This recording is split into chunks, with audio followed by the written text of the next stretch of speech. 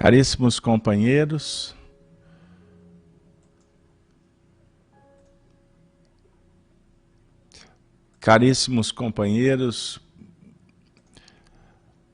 bondosos irmãos, boa noite para todos. É com muita alegria que estamos iniciando mais um programa em torno do estudo do livro Apocalipse de João. Gostaríamos de, nesse momento, abraçar a todos os nossos amigos internautas. Endereçamos um abraço carinhoso, fraterno para todos. Aos nossos companheiros da Rede Amigo Espírita, da Rádio Brasil Espírita de Maceió, os nossos amigos que nos acompanham através da transmissão do YouTube, no chat da feac.org.br. Nesse momento são 20 horas e 1 minuto. Hoje, dia 30 de junho do ano de 2016. 30 de junho, uma data muito especial para nós espíritas, pois no dia 30 de junho de 2002 desencarnou Francisco Cândido Xavier. Então nós vamos, nessa oração inicial, endereçar também as nossas vibrações carinhosas e fraternas ao nosso amigo, referência do Espiritismo nas terras das Alterosas, no Brasil e no mundo, Francisco Cândido Xavier. Então, nesse momento, eu convido a todos para nos desvincular das questões do mundo, para orar. E a oração que o Senhor nos ensinou será aquela proferida de alma e coração para iniciar os trabalhos da noite. Excelso amigo Jesus, nesse momento, de uma forma respeitosa, suplicamos as tuas bênçãos. Ajuda-nos, Senhor, para que possamos sentir a magnitude do amor de Deus, o apoio espiritual que nos sustenta na caminhada evolutiva. Pai nosso que estais nos céus, santificado seja o vosso nome. Venha a nós o vosso reino. Seja feita, Senhor, a vossa vontade, aqui na terra como nos céus. O pão nosso de cada dia nos dê sempre, Senhor. Perdoe as nossas ofensas, os nossos erros, à medida em que aprendermos a perdoar. Não nos deixe, Senhor, cairmos novamente nos erros. Livra-nos do mal, pois o vosso é o reino, o poder e a glória para sempre. Pai, de amor infinito, de bondade suprema, rogamos nesse momento pela humanidade,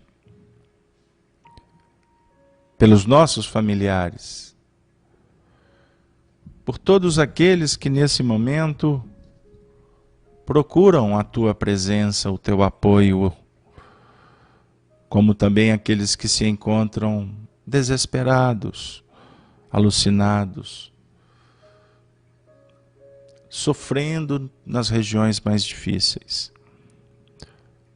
Abençoe, Senhor, para que a tua luz se faça nos domínios do coração de todos os homens, de todo o planeta, da humanidade terrena e da humanidade espiritual. E assim, Senhor, rogando que envie os teus mensageiros para abençoar a todos os lares que aqui se vinculam neste momento, que eles possam atender aqueles que convivem conosco, fluidificando as nossas águas, magnetizando, ionizando o nosso ambiente do lar.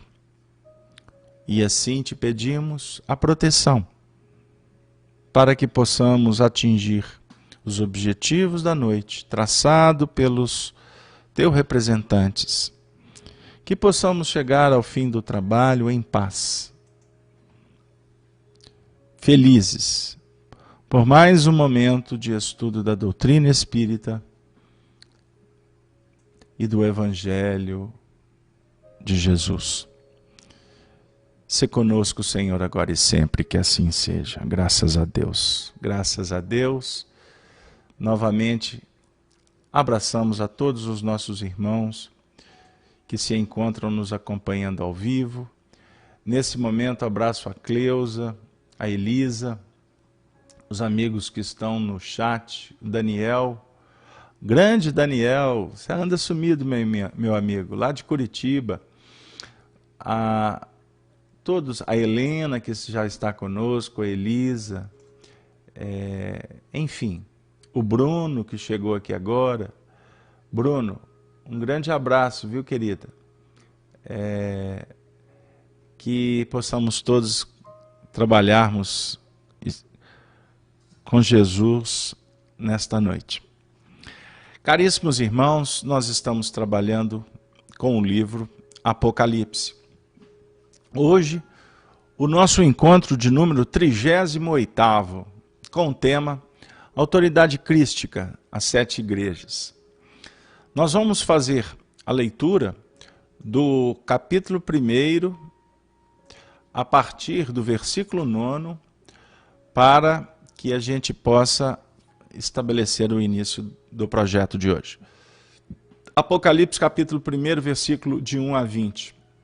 Eu, João, que também sou vosso irmão e companheiro na aflição e no reino e paciência de Jesus Cristo, estava na ilha chamada Patmos por causa da palavra de Deus e pelo testemunho de Jesus Cristo.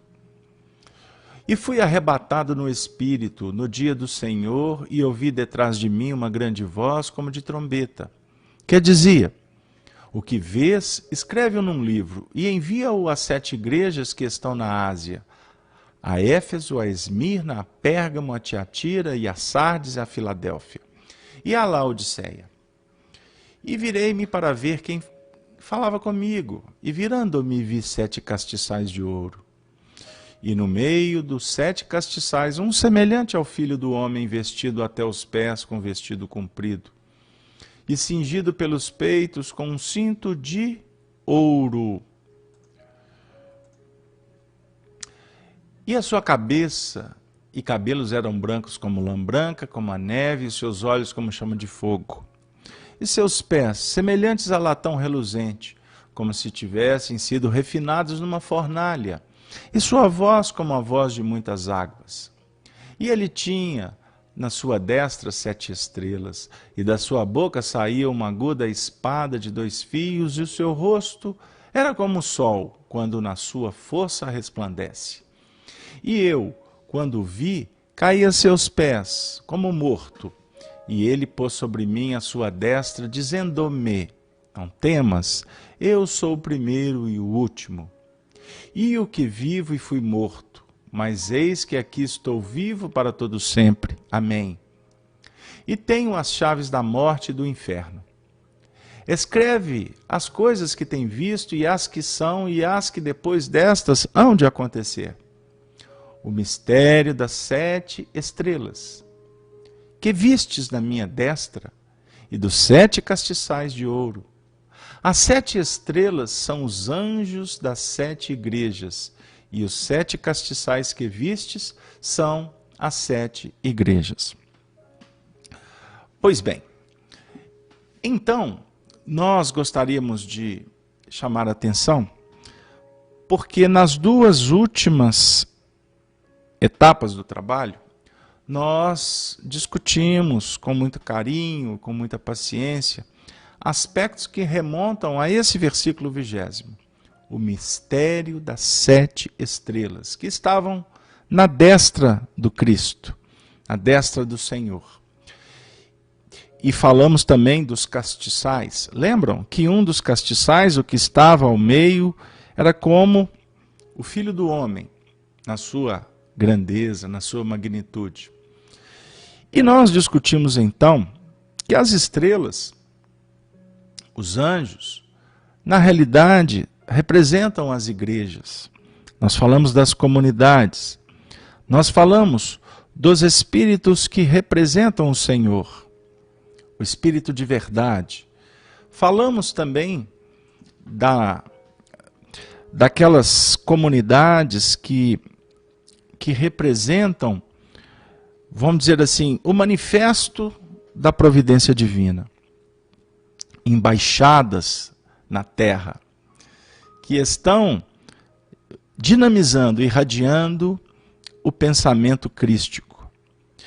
Hoje, quando meditávamos um pouco sobre o trabalho da noite, me veio à memória, talvez por inspiração, e eu vou citar rapidamente, um livro de Leon Denis, intitulado O Gênio Celta. Eu, na correria aqui, acabei não separando o livro na minha biblioteca para mostrar a capa para vocês. Mas é um livro que foi publicado agora na década de 2000 pelo historiador, pelo espírita que contribuiu muito para o movimento espírita, que foi Eduardo Carvalho. Eduardo Carvalho resgatou essa obra de Leon Denis. Leon Denis, que era um dos espíritos escolhidos por Jesus para dar dinâmica à codificação de Allan Kardec. Ele era um continuador, podemos assim dizer, um espírito de alta envergadura. Foi parceiro de Kardec nos tempos que Kardec viveu na Bavária. Enfim, John Hus, Kardec. E, nesse momento, a proposta de citar Leon Denis, que nesse livro Gênio Celta, ele recebe várias mensagens, inclusive muitas delas de Allan Kardec. Leon Denis recebeu essas mensagens de Allan Kardec na década de 1920. Se eu não estiver errado, foi de 1924 até 1928, 29, uma coisa assim. Período, inclusive, que Allan Kardec se manifestava aqui no Brasil através da médium Zilda Gama. Então, Kardec, no mundo espiritual, atuava de uma forma muito interessante, ajudando o Leon Denis. E ele tem algumas páginas que ele fala sobre alguns núcleos na Terra que são fulcros de irradiação do pensamento do Cristo. E lá na região das Galhas era um desses pontos. Então, essas 7 estrelas, essas 7 igrejas, vamos dizer assim, são esses fulcros, essas igrejas, essas bases que o Cristo utiliza, que Jesus operaciona, de sorte que vai irrigando a terra, que vai semeando na terra dos corações a mensagem do Filho do Homem, que é o futuro da humanidade. E também nós gostaríamos de, nesse momento inicial, relembrarmos o estudo também da última semana, que nós trouxemos aqui uma pesquisa que fizemos em torno do simbolismo do 7. O número 7, que representa a evolução setenária. O número 7 representa, portanto, o número completo da evolução. É diferente do número 10, que representa o número perfeito. O número perfeito de todas as equações do psiquismo, da desenvoltura espiritual. O 7 é a totalidade do ciclo evolutivo. Então, o 7 como um número como um grande ciclo da evolução do psiquismo até atingir a fase de um arcanjo ou de um espírito puro, numa linguagem espírita, e nesse mecanismo setenário nós temos vários ciclos, e cada ciclo desse é representado pelo número 7. Então temos grandes ciclos e temos ciclos menores. E aí nós trouxemos o número 7 em todas as tradições, nas filosofias, nas religiões. E se vocês se recordarem, nós citamos o número 7 nos princípios da filosofia egípcia, a mais antiga, a que fundamentou todas as outras filosofias. Então a gente, inclusive, estabeleceu comparações com as religiões, as doutrinas que adotam esse fenômeno, esse extraordinário movimento evolutivo através do número 7. E eu gostaria hoje, para falar da autoridade crística, da autoridade dessas igrejas, que é um assunto que vai se desdobrar ao longo de todo o estudo do Apocalipse, mas eu prometi desde o primeiro encontro que, vez por outra, a gente iria trabalhar aspectos das Escrituras, que é uma dica de Allan Kardec, que nós devemos fazê-lo. Isso está na revista, no Livro dos Médiuns, no capítulo que trata das sociedades espíritas, como também na introdução do livro A Gênese. Devemos usar a chave da doutrina espírita para estudar as Escrituras. E então, qual será a surpresa que nós reservamos para vocês nesta noite? Nós vamos aqui continuar a refletir em torno do número 7.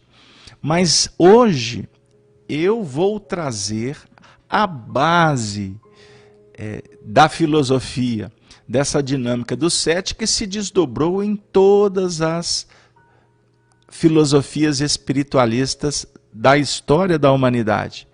E este movimento ficou bem organizado, bem estabelecido no seu primitivismo, ou seja, no seu despontar, ou na dinâmica da primeira grande revelação que se deu na escola de Tebas, no Egito Antigo.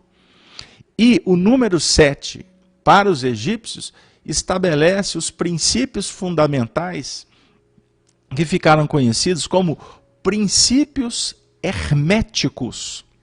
Então, quando se usa a palavra hermético, ela vem daquele que foi um dos maiores filósofos que encarnou na Terra.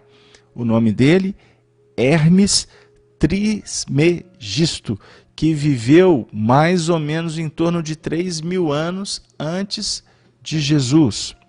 E ele trouxe uma proposta extraordinária que veio das esferas superiores, que na realidade é um estudo profundo sobre o psiquismo, sobre a desenvoltura do espírito na dinâmica evolutiva. Então, nós vamos falar hoje com muito carinho, com muito respeito a estes princípios herméticos. E eu chamo a atenção.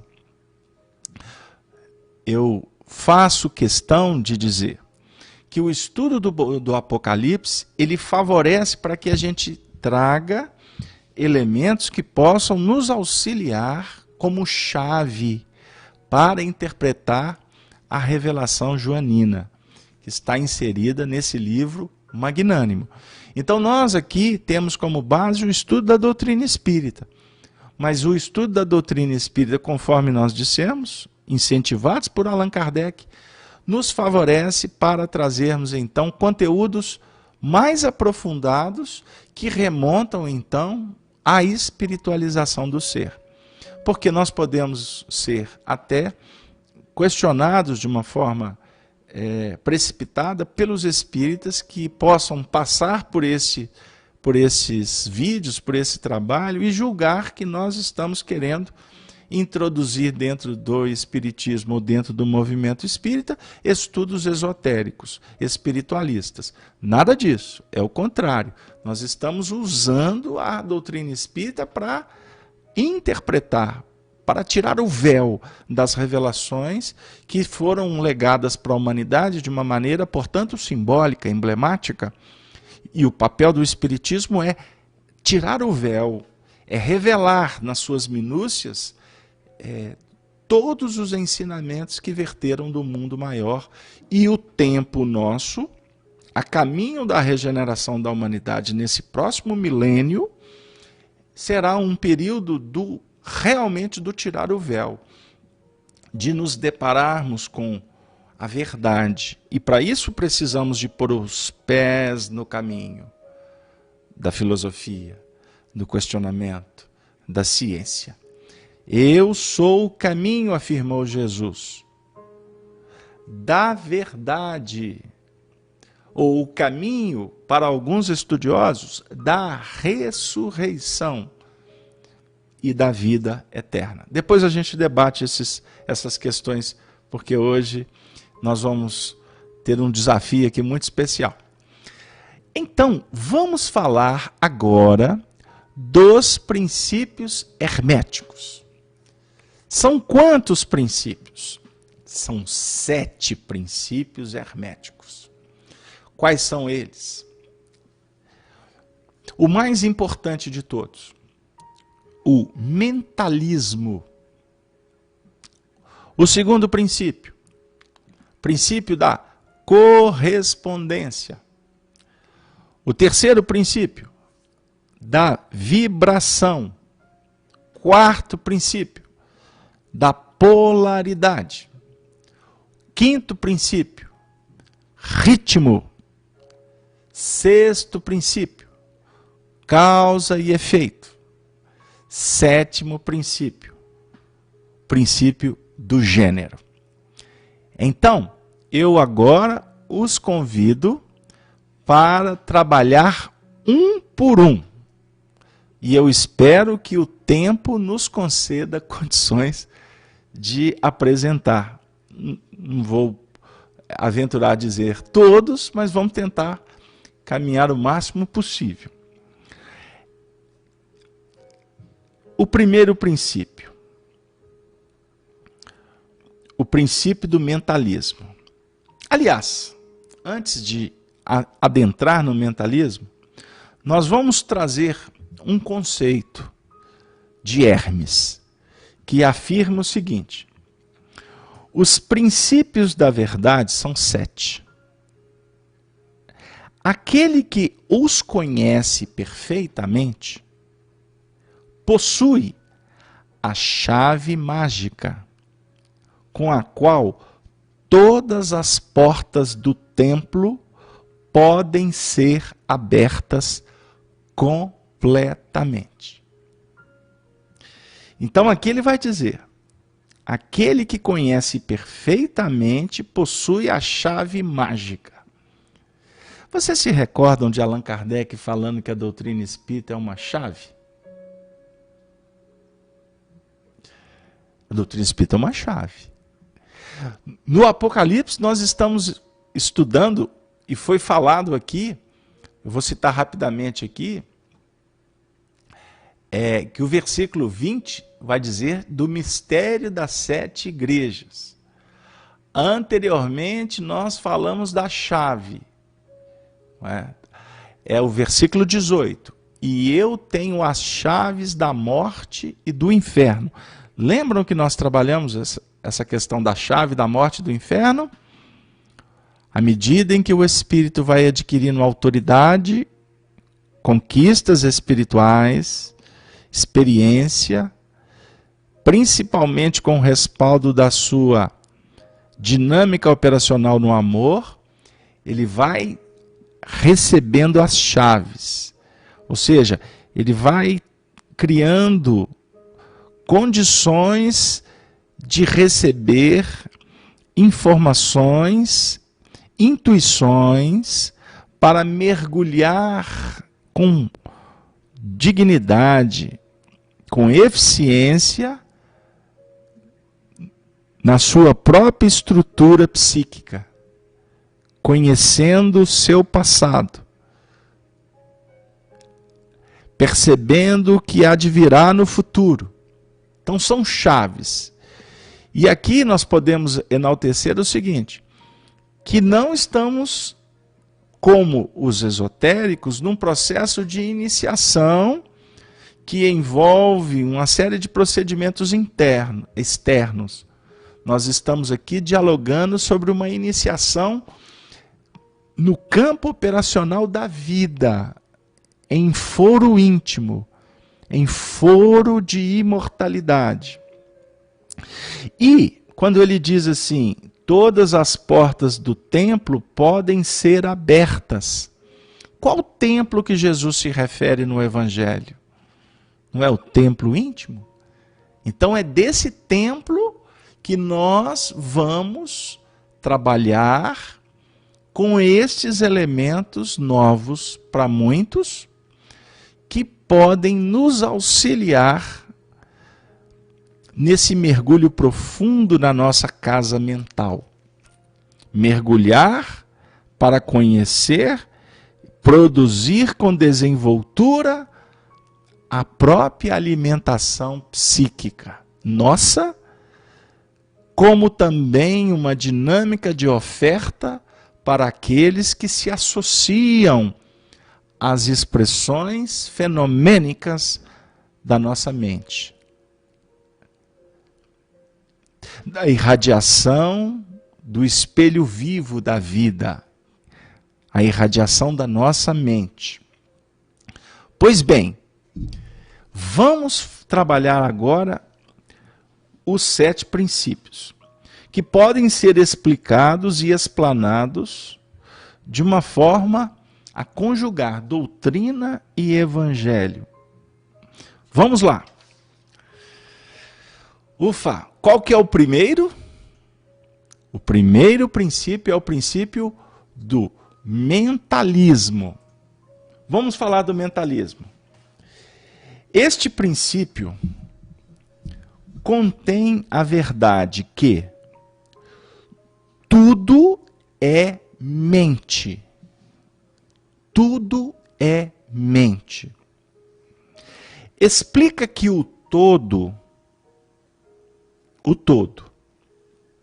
que é a realidade substancial que se oculta em todas as manifestações e aparências que conhecemos sobre o nome de universo mental. Fenômenos da vida, matéria, energia, numa palavra, sob tudo que tem aparência aos nossos sentidos materiais. É espírito. Tudo é espírito. É incognoscível. É indefinível em si mesmo. Mas pode ser considerado como uma mente vivente, infinita e universal. O princípio do mentalismo também ensina que todo o mundo fenomenal ou universo é simplesmente uma criação mental do todo, sujeita às leis das coisas criadas, e que o universo, como um todo, em suas partes ou unidades, tem sua existência na mente do todo, em cuja mente vivemos, movemos e temos a nossa existência. Aqui ele está fazendo uma alusão a uma afirmativa de Paulo, que em Deus vivemos, movemos e existimos.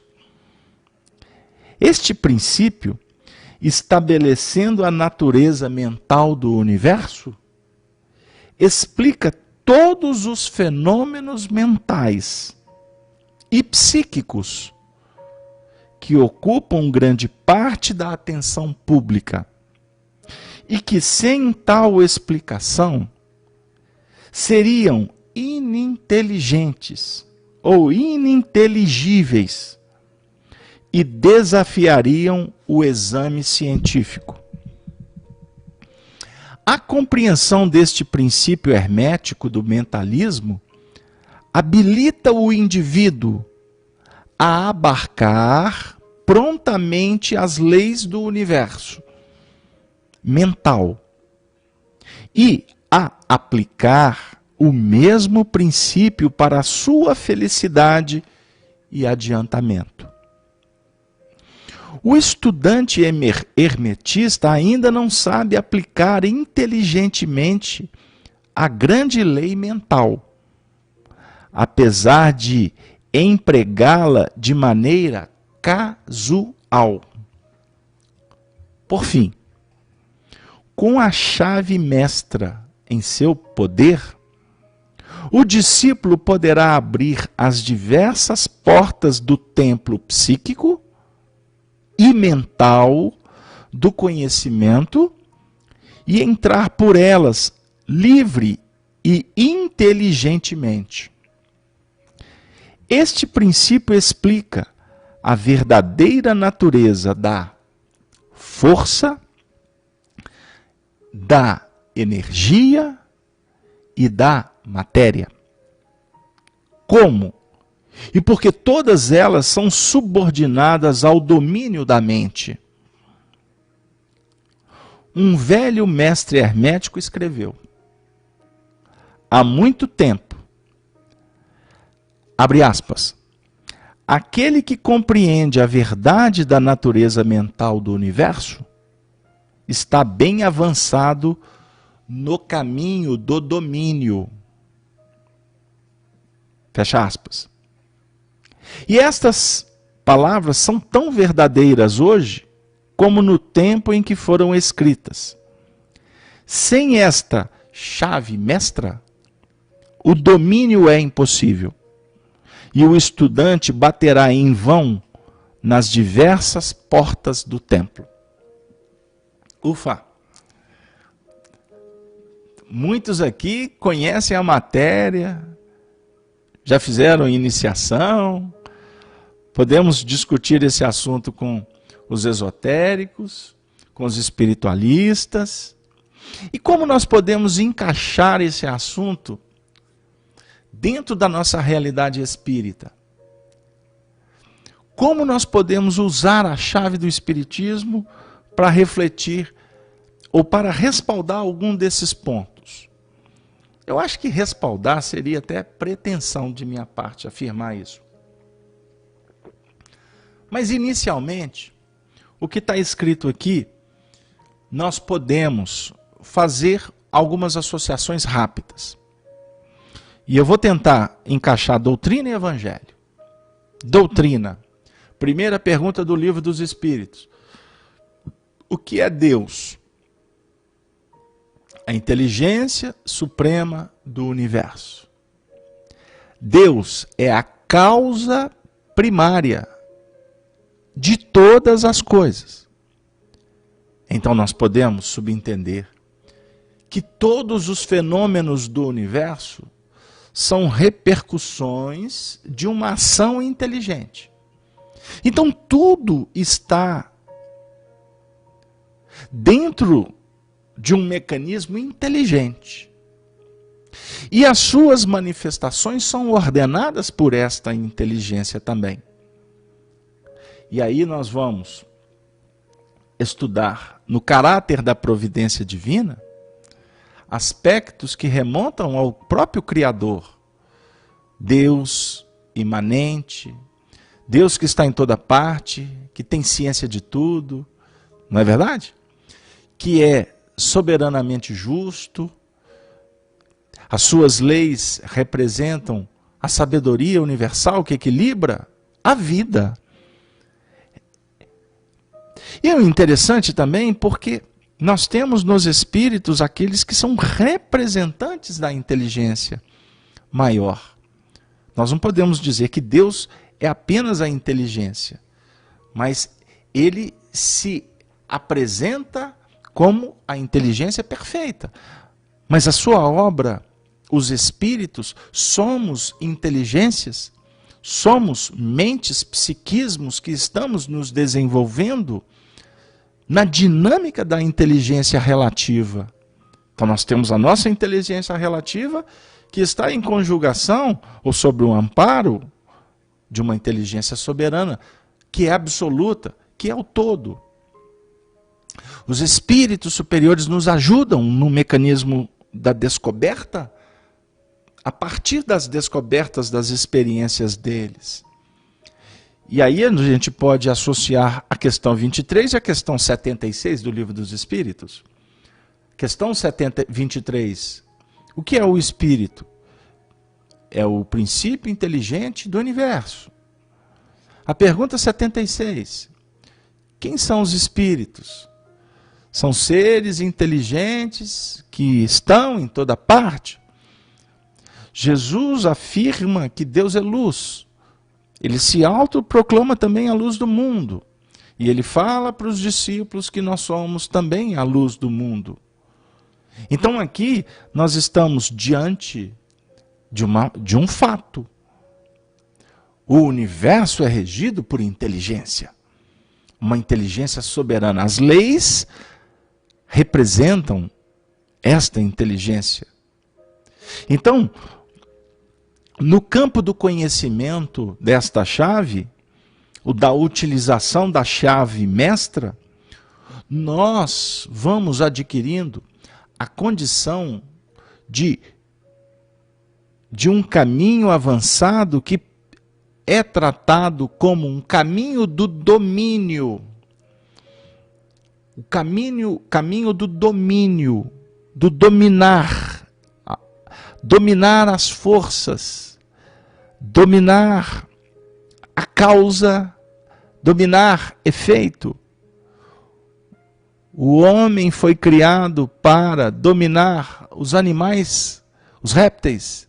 Não está escrito no livro de Gênesis? Moisés, o homem é soberano sobre os reinos inferiores. Nós precisamos de estudar a nossa casa mental para trabalhar com os impulsos, com os automatismos, com a nossa realidade do passado. Mas ao mesmo tempo, precisamos com essa chave abrir as portas do superconsciente para buscar os elementos que virão a ser um dia. Trabalhar dentro de uma conjugação de associação dos recursos que nos são oferecidos para poder também oferecer.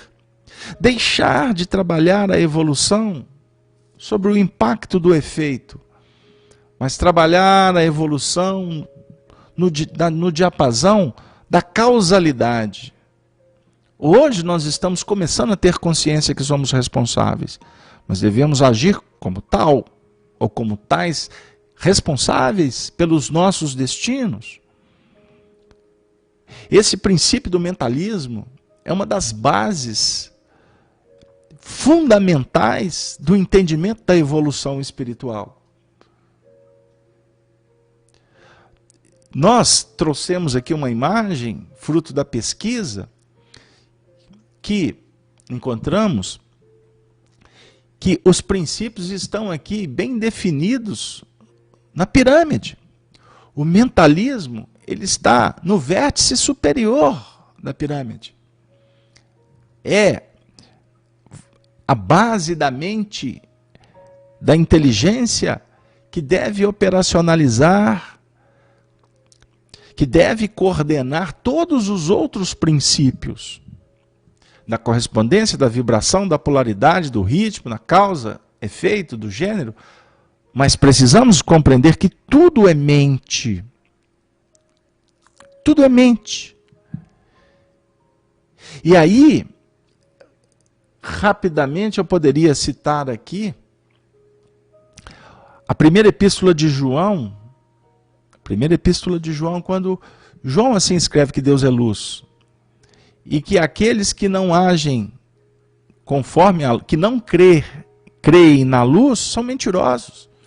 Então, se nós não nos conjugarmos na assimilação da luz que vem do alto, que é decodificada, que é assimilada pelo nosso coronário, que na pirâmide aqui é o vértice superior, para operacionalizar na própria base da nossa condição íntima, na administração dos recursos, tudo fica complicado. Então, primeiro precisamos de compreender, para que possamos administrar uma série de fatores que envolvem o nosso dia a dia. Muitas das nossas mazelas, das nossas doenças, são frutos da não administração. Não aprendemos ainda a posicionar o nosso espelho para refletir o que importa para o nosso espírito. A gente costuma deixar esse espelho refletindo uma série de coisas de acordo com os nossos desejos e não conforme, ou deveria ser, a vontade operacional, que é o impacto determinante, que é a gerência da nossa estrutura íntima, da nossa organização mental. Então, observemos bem como esse princípio do mentalismo tem a ver com a nossa vida prática. Então, a gente vai entender o porquê que fora da caridade não há salvação, preconizada por Kardec. Devemos exercitar a caridade. A primeira caridade é conosco mesmo. Porque, inclusive, se a gente não cuidar da nossa estrutura mental, da nossa vida mental, como fala Emmanuel, nós não iremos nos comportar devidamente na dinâmica das responsabilidades que estão sendo depositadas em nossas mãos, na operação junto com os nossos irmãos em evolução. Observemos como é extraordinário, como é dinâmico e como é real para nós esse contexto, esse princípio do mentalismo. O todo é mente. O universo é mental. E como vocês sabem que o nosso objetivo aqui é incentivá-los na pesquisa. Porque nós não podemos aqui ter a pretensão de esmiuçar demais, porque senão a gente não caminha. Então, se vocês me permitem, vamos inaugurar reflexões sobre o segundo princípio. Qual é o segundo princípio? É o princípio da correspondência. Vem logo em seguida ao primeiro princípio do mentalismo. Vamos lá, correspondência. O que está em cima é como o que está embaixo. Opa! E o que está embaixo é como o que está em cima. Vamos destrinchar? Esse princípio contém a verdade, que existe uma correspondência. Correspondência.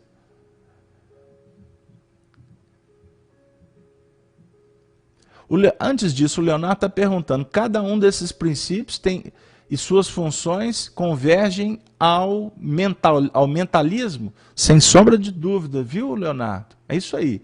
Muito obrigado. Correspondem como também são gerados por ele. Vamos voltar. Correspondência.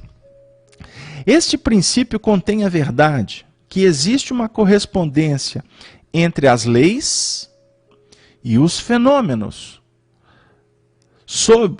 dos diversos planos da existência e da vida. O velho axioma hermético diz estas palavras: o que está em cima é como o que está embaixo, e o que está embaixo é como o que está em cima. A compreensão deste princípio dá ao homem os meios de explicar muitos paradoxos obscuros e segredos da natureza. Existem planos fora dos nossos conhecimentos. Mas, quando lhe aplicamos o princípio de correspondência, chegamos a compreender muita coisa que, de outro modo, nos seria impossível compreender. Este princípio é de aplicação e manifestação universal nos diversos planos do universo material, mental e espiritual. É uma lei universal. Os antigos hermetistas consideravam esse princípio como um dos mais importantes instrumentos mentais, por meio dos quais o homem pode ver além dos obstáculos que encobrem à vista o desconhecido. O seu uso constante rasgava aos poucos o véu de Ísis, e um vislumbre da face da deusa podia ser percebido. Justamente do mesmo modo que o conhecimento dos princípios da geometria habilita o homem, enquanto estiver no seu observatório, a medir sóis longínquos. Assim também o conhecimento do princípio de correspondência habilita o homem a raciocinar inteligentemente do conhecido ao desconhecido. Estudando a mônada, ele chega a compreender o arcanjo. A mesma lei que atua sobre o verme atua sobre o arcanjo. O princípio que estabelece a evolução do mineral, do vegetal, do animal, é o mesmo. Então, fazer a associação, buscar elementos que correspondem, nos auxiliam a entender muitas vezes o que está no âmbito, o que está na nossa responsabilidade, o que está nos convidando para compreender na dinâmica da nossa intimidade que a gente não dá conta. Então faça associação, busca representação, busca comparação. Aí aqui a gente pode, inclusive, escalonar aqui o processo do aprendizado como uma metodologia que favorece o entendimento do que vem a ser correspondência. Eu posso aqui trazer a escada de Jacó, a Torre de Babel. Eu posso falar dos princípios da elaboração da pedagogia de Piaget, por exemplo. Falar dos degraus. Cada degrau é a base para o desafio vindouro. E o desafio vindouro será sempre um convite que nos remete à experiência da retaguarda. Eu não sei se está dando lá. Os princípios da parábola, os ensinamentos orais, de geração para geração, trabalham muito nesse sentido de correspondência, de similitude. Aqui nós podemos trazer um contexto de metodologia educativa de Pestalozzi, o professor de Allan Kardec, esse vulto extraordinário que encarnou como um precursor do precursor.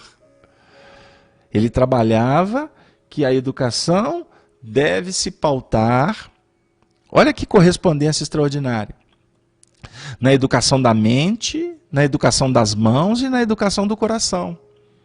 Porque trabalhando a mente, trabalhando a filosofia, mas a filosofia sendo operacionalizada pelas mãos, que tem a representação dos 5 sentidos materiais, físicos, tato, olfato, paladar, audição e visão, nos auxiliam no processo da educação dos próprios sentimentos. Então existe aqui uma correspondência.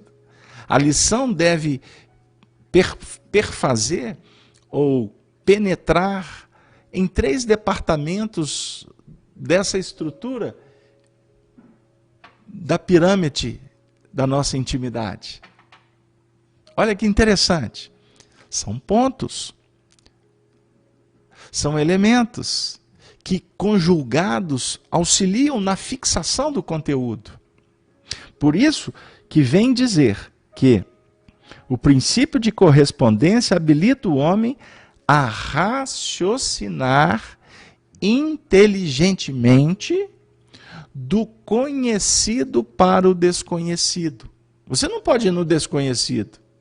Primeiro você tem que trabalhar a partir do que é conhecido, do que já foi assimilado, procurando então correspondências para que o conteúdo de hoje seja cada vez mais qualificado, mais dinamizado, mais ampliado. E mais ampliado será, portanto, o convite para o mergulho na aplicabilidade do conteúdo que está ampliado, porque senão ele se perde, ele incha a mente e não edifica o coração. Eu gostaria de passear um pouquinho aqui no chat, porque estamos com muitas participações. Eu agradeço a presença da Michele, que manifestou-se por último. A Michele Gonçalves está dizendo: eu compreendi que é como um espelho. O que está do outro lado é a mesma coisa que está desse lado. Ponto. É isso aí, filha. O que está do outro lado é o mesmo do que está do lado de cá. O que está do outro lado é correspondente com a causa que o projetou. Você vê no outro a sua realidade. O outro, na realidade, quando se manifesta, ele está contando, ele está apontando a realidade que vige no seu mundo íntimo. Não sei se chegou lá. Então,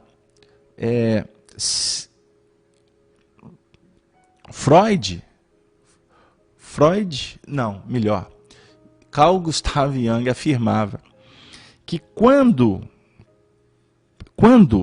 Pedro fala de Paulo, Pedro não fala de Paulo, Pedro fala de Pedro. Deu lá? Aí temos uma outra manifestação que está dizendo aqui no chat o seguinte: eu estava de olho fechado e então olhei para ele e demorei a raciocinar. Eu não entendi, querido companheiro. É porque aí eu peguei a conversa no meio do caminho, né? Mas é isso mesmo. Essa questão da correspondência é extraordinária. Mas vamos passar, porque o tempo está caminhando. O princípio da vibração, agora. Princípio da vibração. É o terceiro. Vamos falar da vibração. A Elis Regina até tem uma música que chama Vibração, que ela fez essa música, ou quem, confesso que eu não sei o autor, se ela era só intérprete, fez essa música em homenagem ao nosso querido Chico Xavier. O princípio da vibração, ou de vibração. Nada está parado. Tudo se move. Tudo vibra. Nada está parado. Tudo move, tudo vibra. Esse princípio encerra a verdade, que tudo está em movimento, tudo vibra, nada está parado. Fato que a ciência moderna observa e que cada nova descoberta científica tende a confirmar. E, contudo, esse princípio hermético foi enunciado há milhares de anos pelos mestres do Antigo Egito. Este princípio explica que as diferenças entre as diversas manifestações de matéria, energia, mente e espírito resultam das ordens variáveis de vibração. Desde o todo, o Criador, a mente soberana, Deus, que é puro espírito, até a forma mais grosseira da matéria, tudo está em vibração. Quanto mais elevada for a vibração, tanto mais elevada será a posição na escala. A vibração do espírito é de uma intensidade e rapidez tão infinitas que praticamente ele está parado. Como uma roda que se move muito rapidamente e parece estar parada. Na extremidade inferior da escala estão as grosseiras formas da matéria, cujas vibrações são tão vagarosas que parecem estar paradas. Entre estes polos existem milhões e milhões de graus diferentes de vibração. Desde o corpúsculo e o elétron, desde o átomo e a molécula, até os mundos e universos, tudo está em movimento vibratório. Isto é verdade nos planos da energia e da força, que também variam em graus de vibração. Nos planos mentais, cujos estados dependem das vibrações, e também nos planos espirituais. O conhecimento desse princípio, com as fórmulas apropriadas, permite ao estudante conhecer as suas vibrações mentais, assim como também a dos outros. Só os mestres podem aplicar esse princípio para a conquista dos fenômenos naturais, por diversos meios, abre aspas. Aquele que compreende o princípio de vibração alcançou o cetro do poder, diz um escritor antigo. E a Helena pesquisou e nos respondeu dizendo que a música de Elis se chama No Céu da Vibração, e o compositor foi o nosso Gilberto Gil. Vamos voltar? Tudo é vibração. Aquele que compreende o princípio da vibração alcançou o cetro do poder. O conhecimento desse princípio, como as fórmulas apropriadas, permite ao estudante conhecer as suas vibrações mentais. Conheça-te a ti mesmo. Jesus afirma, respaldando o que foi revelado mediunicamente no templo de Delfos, e que Sócrates adotou como um dos seus pontos fundamentais de evolução. Conheça-te a ti mesmo. Agostinho de Hipona, Aurélio Agostinho, Santo Agostinho, no Livro dos Espíritos, mostra para nós a importância de fazermos um exame de consciência, analisar os nossos comportamentos. Este é um pontapé inicial. É um convite extraordinário para nós, humanidade, que ainda não podemos adentrar em alguns princípios, porque desconhecemos. Então vamos trabalhando na periferia ainda, vamos adotando regras, porque futuramente nós vamos conseguir mensurar as vibrações que estamos emanando. Se temos equipamentos que medem pressão, que analisam os nossos batimentos cardíacos, equipamentos que podem analisar a nossa condição interna, nós, no mundo espiritual, encontramos o psicoscópio. Estão lembrados de André Luiz no livro Missionários da Luz? O psicoscópio analisa as vibrações dos médiuns quando adentram na atividade mediúnica. nós vamos desenvolver o psicoscópico íntimo, analisando as vibrações que nos visitam, as vibrações que dimanam do nosso psiquismo e aquelas que nós podemos oferecer, ou que devemos ofertar na dinâmica do regime de intercâmbio com os nossos semelhantes. Queridos amigos, com muita alegria, com muito entusiasmo, nós conseguimos trabalhar até o terceiro princípio hermético. Infelizmente, o estudo de hoje, nós vamos interrompê-lo um pouco antes. Eu gostaria de pedir desculpas para vocês, mas me comprometendo a retornar às nossas atividades em agosto. E em agosto, com o estudo do Apocalipse, nós vamos retomar trabalhando o quarto princípio hermético, que é o princípio de polaridade. Como nós antecipamos aqui para vocês, induzindo-os a pesquisarem, vamos trabalhar ainda a polaridade, o ritmo, causa e efeito e gênero, que será trabalhado no próximo estudo. Porque aí nós iremos refletir para fechar essa etapa que é o primeiro capítulo do livro Apocalipse, né? Fechar essa etapa com esse temário de hoje. As igrejas, a autoridade crística, que obviamente já fica até bem inteligível para todos, que a autoridade crística, nós vamos estar trabalhando ela em foro íntimo, não é verdade?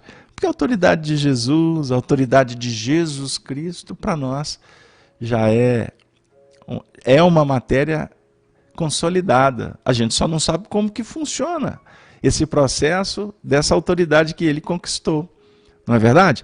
Não que a gente vai estudar a desenvoltura dele, mas nós estamos aqui para deslumbrar ou para desenvolver, para elaborar a nossa iniciação, a nossa conscientização de como operacionalizar no nosso mundo mental a luz da irradiação, da luz de Jesus Cristo, que dimana de Deus, porque Ele é aquele que não fala dele mesmo, Ele fala do Pai, Ele conta sobre as obras do Pai, Ele está nos mostrando como aprendizes a importância de nos estruturarmos porque somos deuses, no sentido figurado da palavra. Somos espíritos.